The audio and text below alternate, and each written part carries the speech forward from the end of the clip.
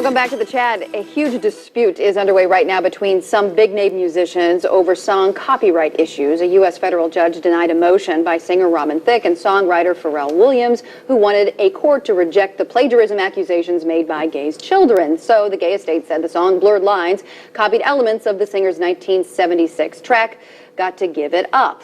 Copyright, I didn't say that right, I know. Copyright laws apparently can impact anyone, even for songs that you may not think would matter. Take a listen. It turns out you cannot sing Happy Birthday to Happy Birthday, even on Happy Birthday's Happy Birthday.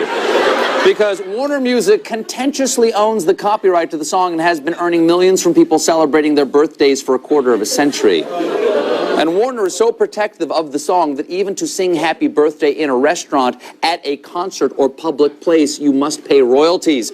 Don't believe these people are serious about protecting their intellectual property? Marilyn Monroe sang it to President Kennedy, and 1 year later, they were both dead. Wow. All right, Heather, we want to get your legal expertise on this one. Coincidence? I think not. Maybe not on that part of it so much, but I mean, how can you really tell between these two songs that are in dispute, Blurred Lines, that that note matches that note, and how does it work when it comes to copyright infringement in songs? It's actually, it could be rather interesting. It's also complicated, but there is a long history of songs that have been alleged copyright infringement and suits that have been won by other musicians. They really look at the notes, because obviously if we steal the words, that's pretty blatant. You can see that. So it's the notes, and it's the comparison with the, I guess, what a riff, or I'm not musically inclined, but however you would describe the notes together. And are they substantially similar? And so it's almost a note-by-note comparison in a row with different songs. And so the case will now go to trial because the estate of Marvin Gaye has proven there's enough to go to trial. If they couldn't even show there was some disputes in fact, then it could have been dismissed. So this federal judge, he must have thought that there was some type of copyright issue, because otherwise it would have been axed long time ago. Well, it's really not what he thought. It's more, are there enough facts in dispute? In order to get a dismissal before you even have an option to go to a jury and have a judge decide a case, there has to be enough facts in dispute. So that's all he's decided. There's enough in dispute that maybe it could go either way. Sometimes it'll be a case where there's no way. It's dismissed because there are no facts in dispute. You will not win.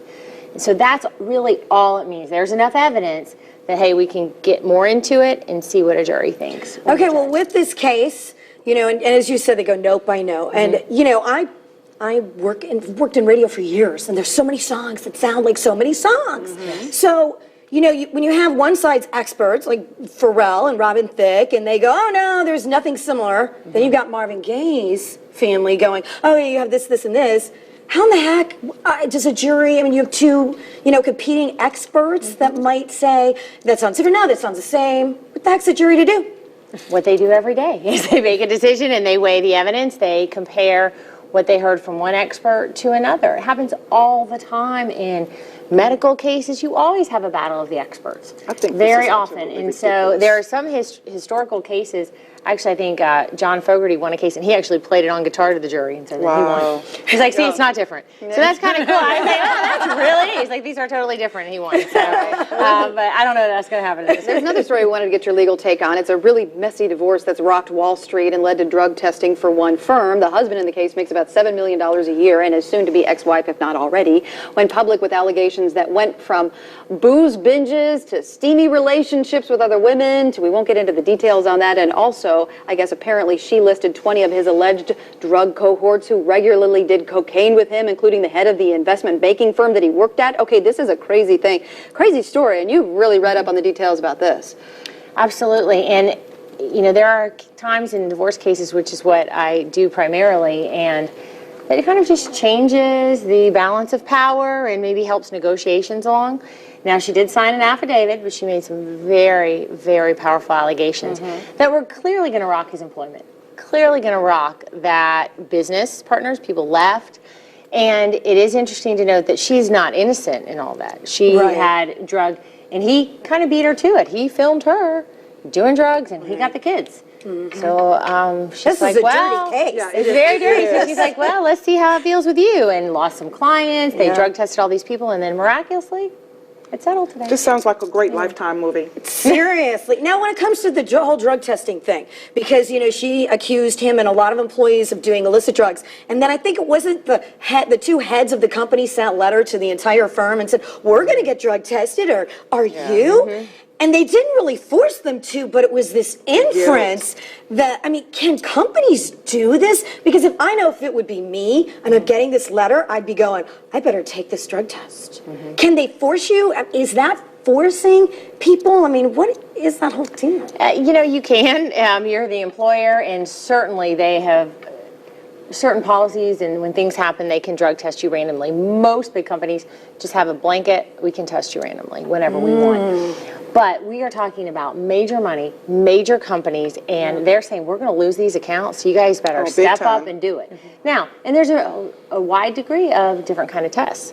They could do just your basic test that maybe will show only 24, 72 hours, hair follicle, which I doubt they went to that, and show 6 months. They don't want to know that much, I'm sure. They just kind of want to know, hey, you were clean yesterday, you're clean today. Look, we told everybody.